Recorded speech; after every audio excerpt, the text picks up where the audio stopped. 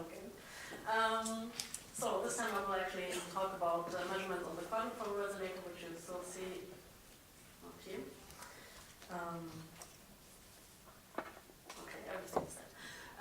The cavity hanging there in the insert, that's the quadrupole resonator. Sebastian told you already quite some information about the Helmholtz centrum resonator, so I walked you just quickly through the key numbers from the CERN version. So you see a sketch of the quadrupole resonator, a 3D sketch with a field distribution on the sample, so the circular, the circle is example, circumference. We operate at 400, 800, and 800 and 1200 megahertz. The magnetic field configuration is always the same. We go up to 80 to 60 millitesla, and we can basically measure at every temperature between 1.8 and 20 Kelvin. The sample is flat and has a diameter of 75 millimeters. I know this is huge, but that's the way it is. The sample is equipped with a DC heater on the bottom side and 4 temperature sensors. And also the measurement principle was explained yesterday. So we basically measure the difference in DC heating with and without RF, and from this difference we can calculate the surface resistance basically. Just to show you quickly here, so this is a cross-section of the sample. So this is a sample, this is a heater, these are the temperature dials. The heat is going along the sample, down the support structure, and here at the bottom there is a stainless steel flange, and this has contact to the liquid helium. So this is the way the sample is cooled. So, I measured the niobium film on copper, was kindly prepared by Anne-Marie at JLab. So on the top right picture you see the machined OFHC copper piece and the niobium ring. We have to weld this copper piece to this niobium ring and then the ring to the support structure. After the machining, we first shipped the substrate to Anne-Marie to JLab. She mechanically polished it, and you see the result on the second picture. The sample came back to CERN, we welded it, and we did electropolishing to get rid of embedded material from the polishing and to get rid of the upper layer, which is where the crystal structure is destroyed from the polishing. Then we did a rinsing and shipped it back to JLab. Then we had the coating, came back to CERN, was welded again with the coating, and this is the whole structure. So here's the film. There is the first electron beam welding, which was covered now by coating, and here on the side you have a second welding, which didn't destroy the film, fortunately. So after the coating, we rinsed it again with ultra pure water, and then we mounted it into the quadrupole resonator and cooled it down. Few things to the coating itself. I already told you this morning already a lot of niobium coatings. So the technique is ECR, temperature of the bake coat was, and the coating is 360 C for an hour. And we have actually 2 layers of niobium film. We have some film characterization as well. So we have a witness sample, which is not on a copper substrate. The TC is actually basically the same as for the film we measure later. So it was also at 9.4 Kelvin. The triple R is lower for the copper, so this is basically the influence of the substrate. Interesting is the EBSD map from the witness sample on a copper substrate, which you see there in the middle. So we have really big grains in the niobium film, which is in the same size. I don't know if you can see the scale. So the black line, this is 90 microns. So the film has grain sizes in the tens of micrometer range, as bulk niobium has. So I'm claiming it's bulk film. So the crystal size seems to be okay. Let's have a look at the penetration depth measurement. So what we do is we heat up the sample and we measure the shift of the resonance frequency. From this we can calculate the penetration depth. This is a plot plot penetration depth change over temperature, and from this we fit down to 0 Kelvin, and can do this for all 3 frequencies. Frequency should matter, well it doesn't. And we end up with something like 39 nanometers. If we take the textbook numbers for the coherence length and the London penetration depth, then we can calculate the mean free path and end up with something like 144 nanometers, which corresponds to a triple R of roughly 50, which is, well, reactor grade part niobium. So I'm claiming here this is pulp-like film in the clean limit. Let's see if the other RF data supports this as well. On the left plot, you see R versus T measurements, so surface resistance versus temperature for all 3 frequencies. You see the residual resistance is fairly high. Well, with at 400 megahertz, 46 nano-ohms. This is not incredibly bad, but it's also not incredibly good. So this is what we're dealing with at the moment. We can compare this to bulk niobium, and all the data I will show you now from bulk niobium is measured with a quadrupole resonator on triple R50 bulk niobium. So this should be the perfect comparison. And when I compare just the 400 megahertz R versus T curve for the film and bulk niobium, you see there is a difference. Already, this is a difference in the red plot, but from the R versus T fit, we can also fit the superconducting gap, and this is reduced for our film, and this is exactly what explains the difference between these 2 curves. If we take the fit line from the film and replace the gap with the standard bulk niobium value, we get exactly the blue line. So, how's the slope looks like? There are people who claim that the strong Q slope in niobium films is due to triple R. Well, then the Q slope for the triple R50 bulk niobium and for this film should be the same. You see here 2 plots, surface resistance as a function of RF magnetic field. Upper one is for 2.5, lower one is for 4 Kelvin. The blue line is bulk niobium, the red points are the film, and you see the slope has quite a difference.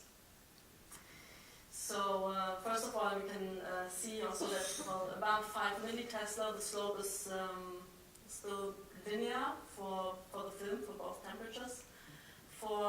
This is not to see now due to the scale, but for the bulk niobium for 4 Kelvin, it's actually quadratic.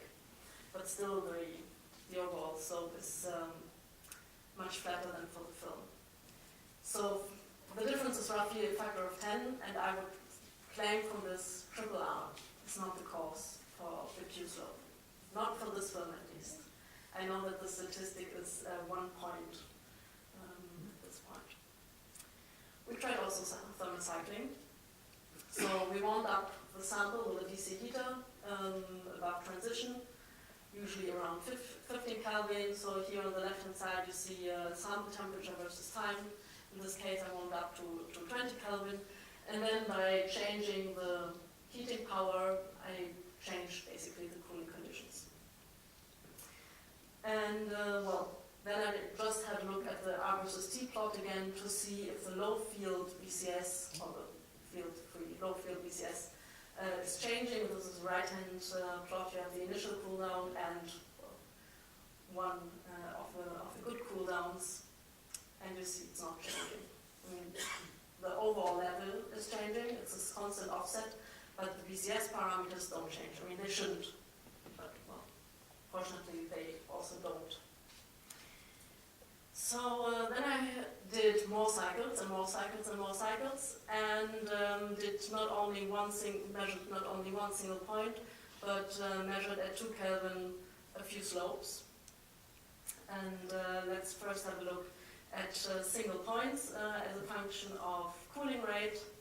So you see here the surface resistance as a function of cooling rate for 400 megahertz, 2 Kelvin, and 5 millitesla. The red points are the cycling. The blue one is the initial cool down. This is somehow different, and this is also what other labs often see in cavity measurements, that the initial cool down is often different from the cycling. But we also see the surface resistance changes dramatically with the cooling rate, with much higher surface resistance for slow cooling than fast cooling. The sample quenched at some point, and after this quench, the surface resistance was even lower. I couldn't get lower than after quenching. The cycling was always higher. So what I did then, I took all the red points basically and normalized them to the quench field, surface resistance at quench field. And this is what you see on the right-hand side.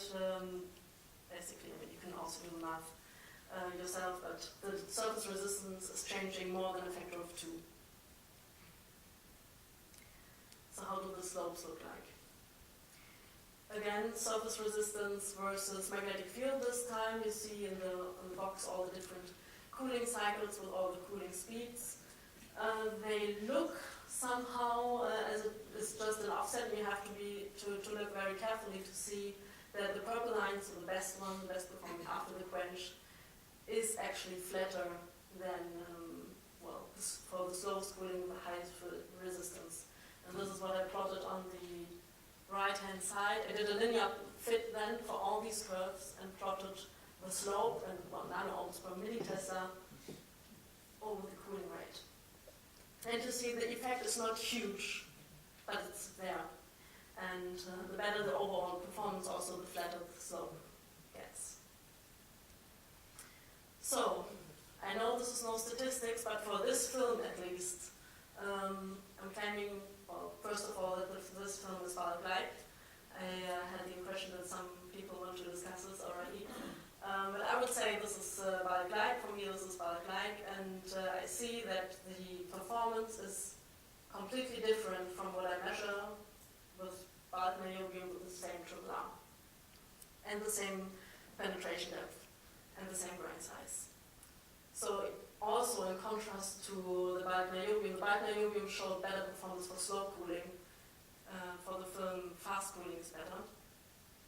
And I reached even the best performance after quenching. So, additionally, I just showed you the data.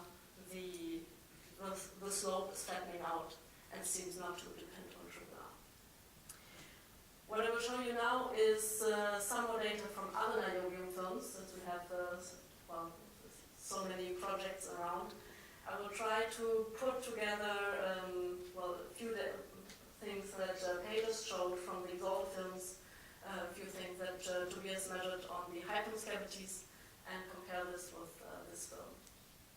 So, the Hypens coating, it's a 1.3 gigahertz single cell cavity, copper cavity. After electropolishing, Giovanni did the Hypens coating, and Tobias did the RF test. You will see more RF data tomorrow in Giovanni's talk. And also here Tobias cycled, or at least twice with the cavity.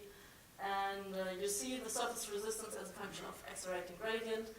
The initial cooldown is again somehow not fitting to the cycling, but the black points are fast cycling with a lower temperature gradient across the cavity, and the red one is slower cycling, which is actually the same rate as the initial cooldown, but with a higher temperature gradient across the cavity.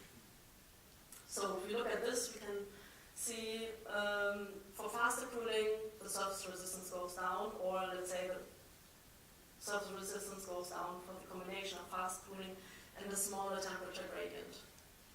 However, this is just 2 points.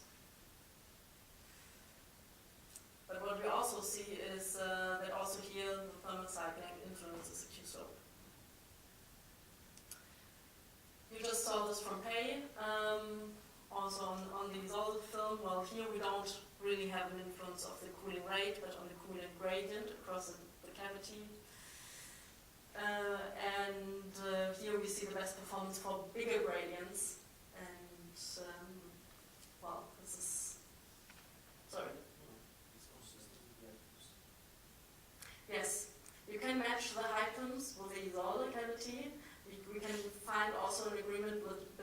high pins and the quadrupole resonator, but we don't get an agreement between all the film I measured.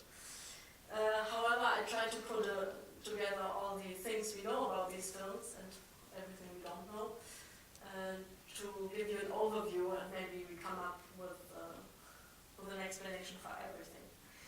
So we have these three films. Well, first of all, we have also different frequencies. For the ECR film, we see that fast cooling with a temperature gradient gives a better performance.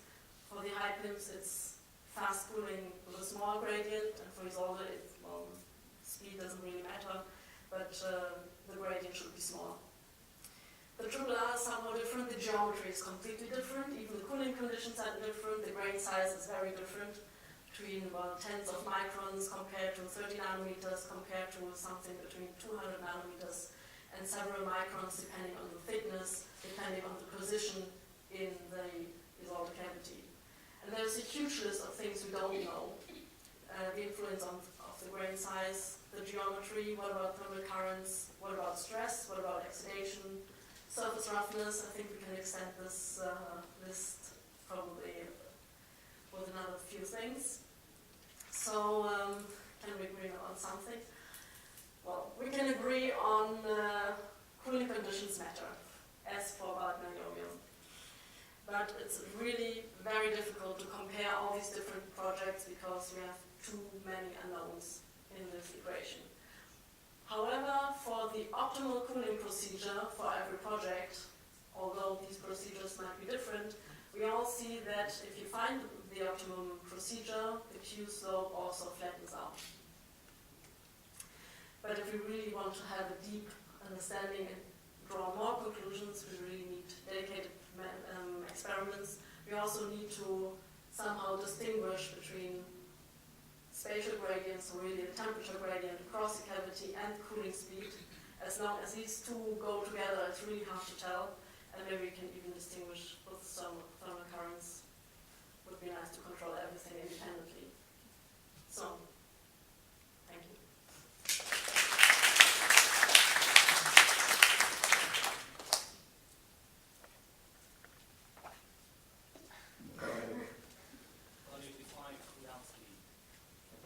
How do you define cooldown speed? Well, I have the temperature curve versus time, and I know TC is 9.4 in case of this film. So at 9.4, I take the next few points above and below and do an average. Sorry? How much is the temperature above and below? So I take so many points that it's reasonable to do a linear fit. So I usually take something like 10 points, and depending on the cooling speed, this is more or less in temperature. But I never, a few hundred millikelvin. But the surface is small, no? We're talking about 12 square centimeter.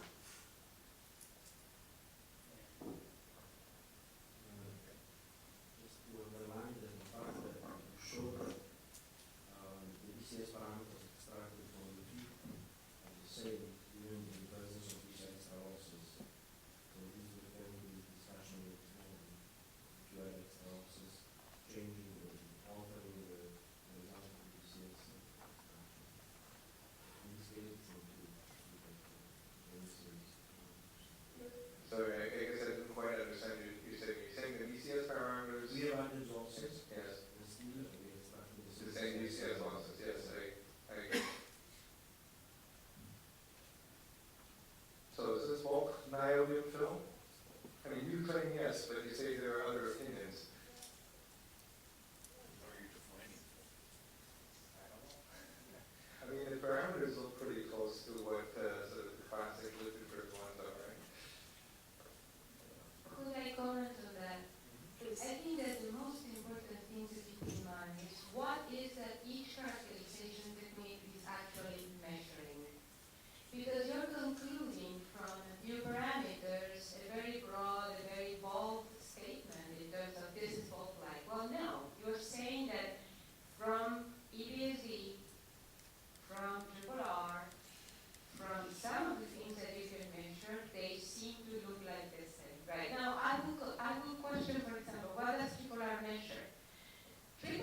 it's just measuring resistivity, which is definitely related to some path.